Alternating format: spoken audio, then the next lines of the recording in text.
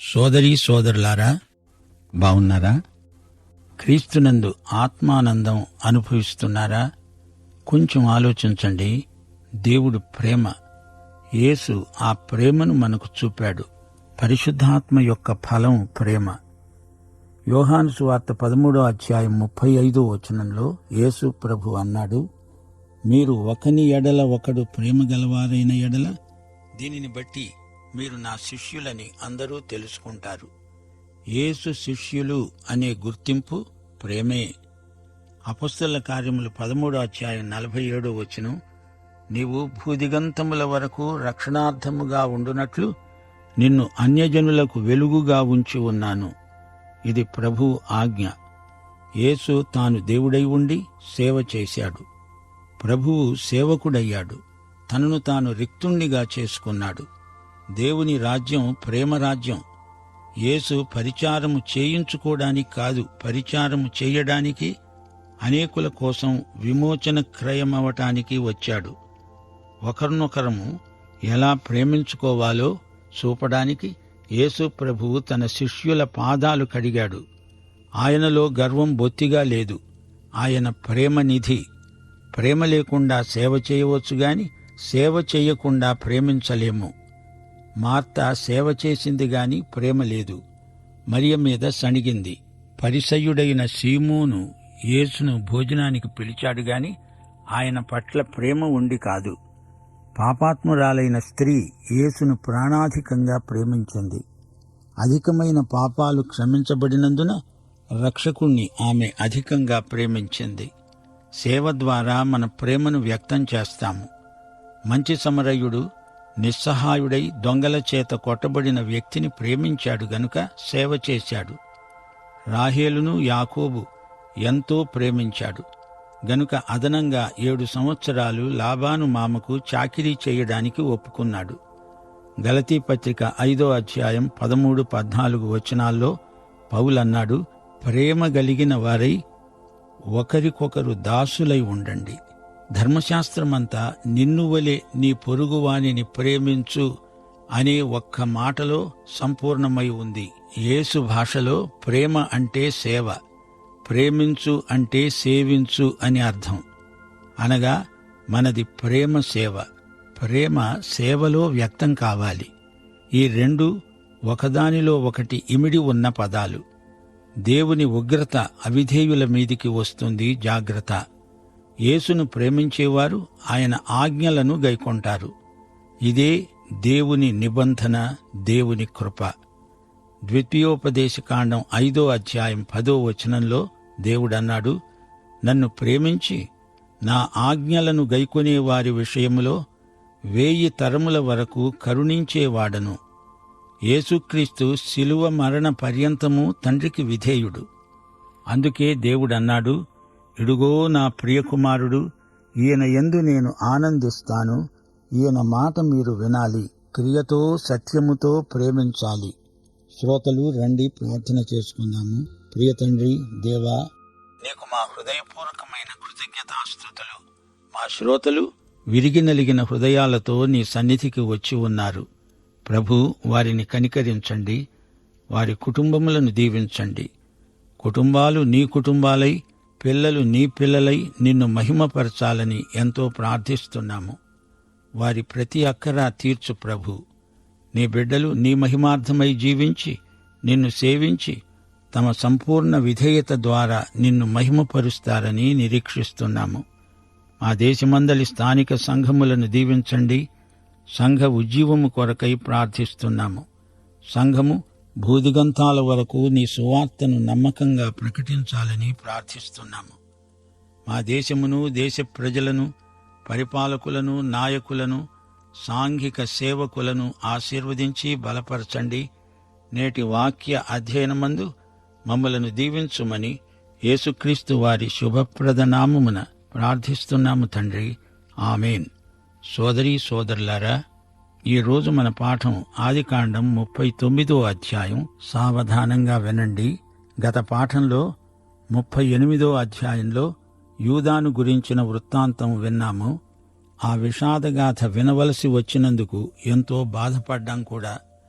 అయితే ఈ 39వ అధ్యాయంలో యోసేపు గాథ కొనసాగుతుంది. యోసేపునకు యూదాకు ఎంతో వ్యత్యాసమున్నది. యోసేపు బెన్యామీను ఎంతో గారాబంగా పెరిగారు. వీరిద్దరి మీద యాకోబు ఆశలన్నీ కేంద్రీకరించబడి ఉన్నాయి. యోసేపు సోదరులు అతణ్ణి ఎంతో ద్వేషించారు. అతణ్ణి ఒక బానిసగా అమ్మివేశారు. యోసేపు ఈజిప్టు దేశానికి అమ్ముడుపోయాడు. అప్పుడు యోసేపునకు 17 సంవత్సరాల వయస్సున్నది. అతనికి ఎంతో నిరాశ కలిగి ఉండవచ్చు. కాని ఈ సంఘటనల వెనుక దేవుడున్నాడు. యోసేపు మాత్రము ఎంతో శ్రమపడవలసి వచ్చింది. పాత నిబంధనలో ఎందరో వ్యక్తులున్నారు. వారందరిలో దేవుని చిత్తము నెరవేరిన విధానం చాలా గొప్పది. అయితే యోసేపు తరహా వేరు. ఇతని జీవితంలో దేవుని సంపూర్ణ చిత్తము నెరవేరింది. ఇతని జీవితంలోని ప్రతి చిన్న సంఘటనలో కూడా దేవుని వ్రేలి కదలిక గుర్తుపట్టగలం. దేవుని హస్తం అతని మీద బలంగా ఉంది. దేవుని నడుపుదల అతనికి సమృద్ధిగా ఉన్నది. అయితే దేవుడు నేరుగా యోసేపును కలుసుకొని మాట్లాడినట్లు ఎక్కడా రాయబడి ఉండలేదు. దేవుడు అబ్రహాముకు కనిపించాడు, ఇస్సాకు యాకోబులకు కనిపించాడు. కాని యోసేపునకు ఆ విధంగా కనిపించలేదు. అయితే దేవుడు యోసేపును నడిపిస్తూనే ఉన్నాడు.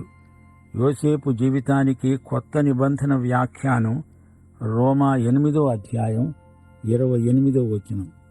దేవుని ప్రేమించే వారికి, అనగా ఆయన సంకల్పము చొప్పున పిలువబడిన వారికి సమస్తము వారి మేలు కోసమే సమకూడి జరుగుతున్నదని ఎరుగుదుము. ఇదే మాట యోసేపు కూడా అన్నాడు. యోసేపు సోదరులు తమ తండ్రి చనిపోయిన సందర్భంలో భయపడ్డారు. యోసేపు తమకు ప్రతీకారము తలపెట్టుతాడని భీతి చెందారు. వారందరూ కలిసి వచ్చి తమను కనికరించవలసిందిగా వేడుకున్నారు. యోసేపు అన్నాడు, మీరు నాకు కీడు చెయ్యాలని ఉద్దేశించారు గాని నేటి దినమున జరుగుతున్నట్లు, అనగా బహు ప్రజలను బ్రతికించేటట్లు అది మేలుకే దేవుడు ఉద్దేశించాడు. కాబట్టి భయపడకండి, నేను మిమ్మలను మీ పిల్లలను పోషిస్తాను అని చెప్పి వారిని ఆదరించి వారితో ప్రీతిగా మాట్లాడాడు. పరిస్థితులు ప్రతికూలమైనప్పటికీ, అంతా అంధకార బంధురమై కనిపించినప్పటికీ, భవిష్యత్తు భయంకరమని తోచినప్పటికీ యోసేపు జీవితంలో దేవుని సంకల్పమే సిద్ధించింది. దేవుని చిత్తమే నెరవేరింది.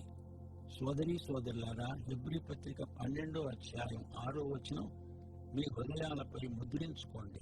నా కుమారుడా, ప్రభువు చేసే శిక్షను తృణీకరించకు. ఆయన నిన్ను గద్దించేటప్పుడు విసుక్కోవద్దు.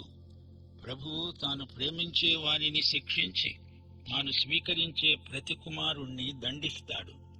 మనము దేవుని పిల్లలమైతే ఆయన అనుమతి లేకుండా మనకు ఏమీ జరగదని గ్రహించగలం.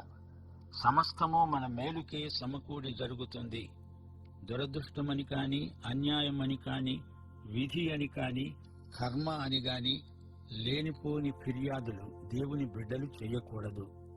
దేవుడు జరుగనిచ్చిన ప్రతి సంఘటన దేవుని బిడ్డల మేలుకే, దేవుని మహిమ కొరకే. దేవుడు తన బిడ్డల చుట్టూ కంచె వేశాడు. దేవుని అనుమతి లేకుండా ఆ కంచె దాటి ఏదీ లోపలికి రావటానికి వీల్లేదు. సైతాను యోబును ఎంతో శోధించాలని చూచాడు. దేవునితో అన్నాడు, నీవు యోబుకు, అతని ఇంటి వారికి, అతనికి కలిగిన సమస్తమునకు చుట్టూ కంచె వేశావు గదా. నీవు అతని చేతి పనిని దీవిస్తున్నందుచేత అతని ఆస్తి దేశములో బహుగా విస్తరించి ఉన్నది. అయినా నీవు ఇప్పుడు నీ చేయి చాచి అతనికి కలిగిన సమస్తమును మొత్తిన ఎడల అతడు నీ ముఖము ఎదుటనే దూషించి నిన్ను విడిచిపోతాడు. మనలను సైతాను శోధించడానికి దేవుడు అనుమతించిన రోమా 8వ అధ్యాయం 28వ వచనం ప్రకారం సమస్తము మన మేలుకే సమకూడి జరుగుతున్నదని మనకు తెలుసు. అలసిపోయిన ప్రాణానికి రోమాపత్రిక 8వ అధ్యాయం 28వ వచనం దిండు లాంటిది. పరిస్థితులన్నిటి గుండా దేవుని నిత్య సంకల్పాన్ని గుర్తించగలిగితే మనకెంతో మేలు. ఈ రోజున మనలో ఎవరికీ నేరుగా దేవుడు కనపడి ఏమీ చెప్పడు. యోసేపు పరిస్థితి కూడా అంతే. ఎవరో దొంగ ప్రవక్తలు చెప్పవచ్చు, దేవుడు స్వయంగా నాకు కనిపించాడు, ఏదేదో చేస్తాడు, చెప్పాడు అని అమాయకులైన విశ్వాసులను బుకాయించవచ్చు కూడా. కాని దేవుడు అబ్రహాము, ఇస్సాకు, యాకోబులకు కనిపించి మాట్లాడినట్లు యోసేపునకు కనిపించలేదు. అలాగే నీకు నాకు కనిపించడు గాని నడిపిస్తాడు. మన అనుభవాలు యోసేపును మనకు ఎంతో దగ్గరగా తెస్తాయి. ఇప్పుడు 39వ అధ్యాయం 1వ వచనం వినండి. యోసేపును ఈజిప్టుకు తీసుకుని వచ్చినప్పుడు ఫరో యొక్క ఉద్యోగస్తుడు, రాజ సంరక్షక సేనాధిపతి అయిన పోతీఫరు అనే ఒక ఈజిప్టువాడు అక్కడికి అతన్ని తీసుకుని వచ్చిన ఇష్మాయేలీయుల వద్ద యోసేపును కొన్నాడు. యోసేపు యువకుడు, 17 సంవత్సరాల వయస్సు గలవాడు. అతన్ని సంతలో ఎవరైనా కొంటారు. పోతీఫరు అతన్ని వెల చెల్లించి కొనుక్కున్నాడు. పోతీఫరు సైనికోద్యోగి. అతని ఉద్యోగం చాలా ప్రాముఖ్యమైనది. అతని కార్యాలయం రాజధాని నగరంలో ఉంటుంది. యెహోవా యోసేపునకు తోడై ఉన్నాడు గనుక అతడు వర్ధిల్లుతూ తన యజమానుడైన ఈజిప్టు మనిషి ఇంట ఉన్నాడు. పోతీఫరు ఇంటిలో యోసేపు ప్రవేశించాడు. ఒక గొప్ప అధికారి ఇంటిలో అతడు పనిచేయబోతున్నాడు. దేవుడతనికి తోడై ఉన్నాడు. యోసేపు అతని ఇంటిలో ఉన్నందువలన ఇంటి యజమానికి ఎన్నో దీవెనలు ప్రాప్తించాయి. యెహోవా అతనికి తోడై ఉన్నాడు. అతడు చేసినదంతా అతని చేతిలో యెహోవా సఫలము చేశాడు. ఈ సంగతి యజమాని చూచినప్పుడు యోసేపు మీద అతనికి కటాక్షం కలిగింది. గనుక అతని వద్ద పరిచర్య చేయడానికి నియమించబడ్డాడు. పోతీఫరు అతణ్ణి తన ఇంటి మీద విచారణకర్తగా నియమించి తనకు కలిగినదంతా అతని చేతికి అప్పగించాడు. యోసేపు దేవుని కృపచేత మంచి స్థితికి హెచ్చించబడ్డాడని చెప్పవచ్చు.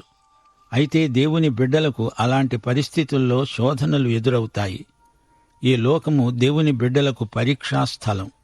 అతడు తన ఇంటి మీద తనకు కలిగిన దాని అంతటి మీద అతణ్ణి విచారణకర్తగా నియమించిన కాలం మొదలుకొని యెహోవా యోసేపు నిమిత్తము ఆ ఈజిప్టు మనిషి ఇంటిని ఆశీర్వదించాడు. యెహోవా ఆశీర్వాదము ఇంటిలోనేమి పొలములోనేమి అతనికి కలిగిన సమస్తము మీద నిలిచి ఉంది.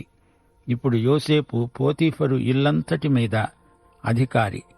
అతని ఆస్తిపాస్తులన్నిటికీ యోసేపు గృహ నిర్వాహకుడు. పోతీఫరు యోసేపును పూర్తిగా నమ్మాడు.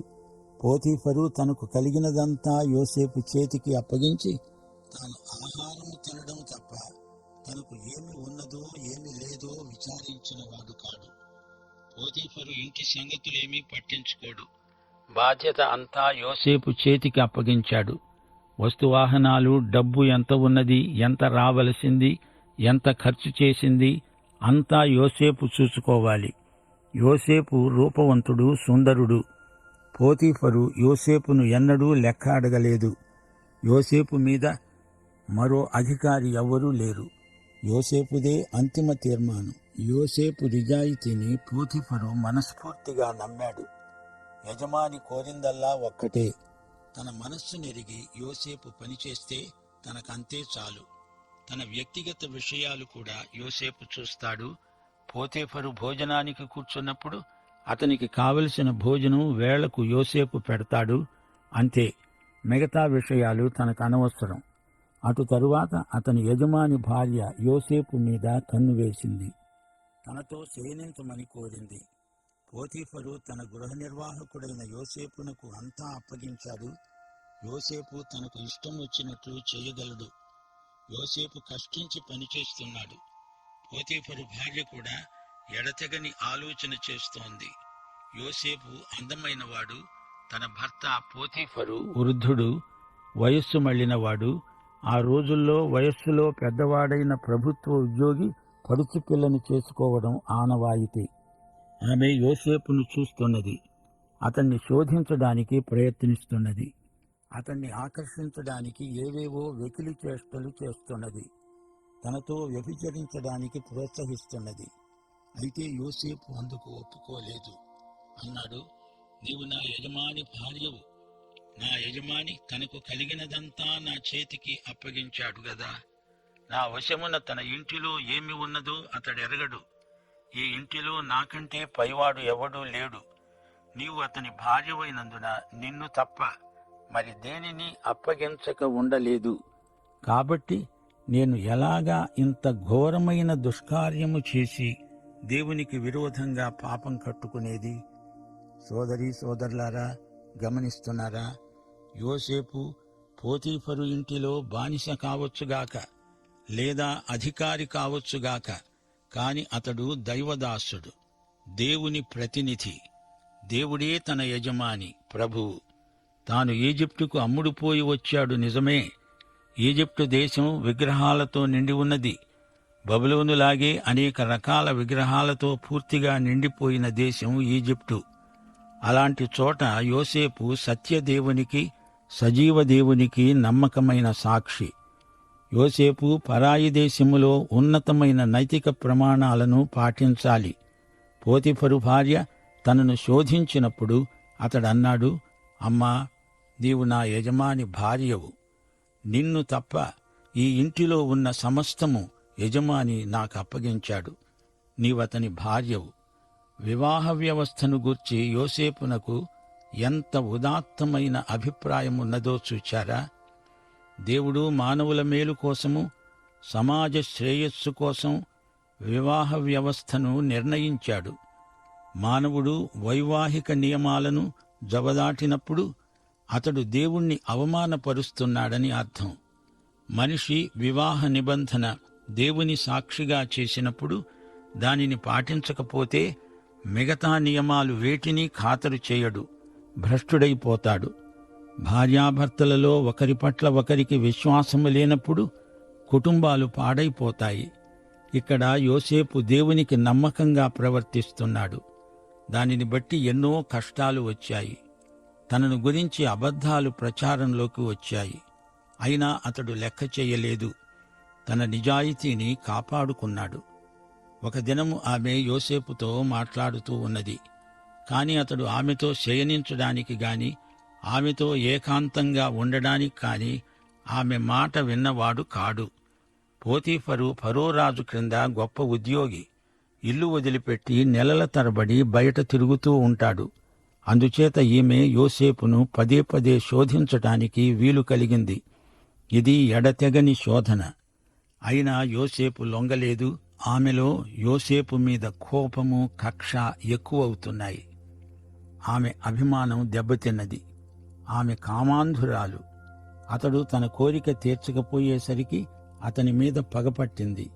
కక్ష సాధింపు మొదలైంది. ఒకరోజు యోసేపు తన పని మీద ఇంటికి లోపలికి వెళ్ళినప్పుడు ఇంటి మనుష్యులలో ఎవరూ అక్కడ లేరు. అప్పుడు ఆమె అతని వస్త్రము పట్టుకొని తనతో శయనించమని కోరింది. అతడు తన వస్త్రమును ఆమె చేతిలో విడిచిపెట్టి తప్పించుకొని బయటికి పారిపోయాడు. ఆమె అది చూచి తన ఇంటి మనుష్యులను పిలిచి వారితో అన్నది, చూడండి, నా భర్త మనలను ఎగతాళి చేయడానికి హీబ్రూ బానిసను మన దగ్గరికి తెచ్చాడు. నాతో శయనించగోరి వీడు నా వద్దకు రాగా నేను పెద్ద కేక వేశాను. నేను బిగ్గరగా కేక వేయడం వాడు విని నా దగ్గరే తన వస్త్రాన్ని విడిచిపెట్టి తప్పించుకొని బయటికి పారిపోయాడు. అసలు సంగతి ఏమిటంటే, పోతీఫరుకు అతని భార్యకు మధ్య ఏవో అపోహలు మొదలయ్యాయి. మనస్పర్ధలతో భార్యాభర్తలు పరస్పరము కీచులాడుకుంటున్నారు. తన భర్త మీద నేరారోపణ చేస్తున్నది. ఇతడు ఇంటిలోకి ఒక హీబ్రూ బానిసను తెచ్చిపెట్టాడు అంటున్నది.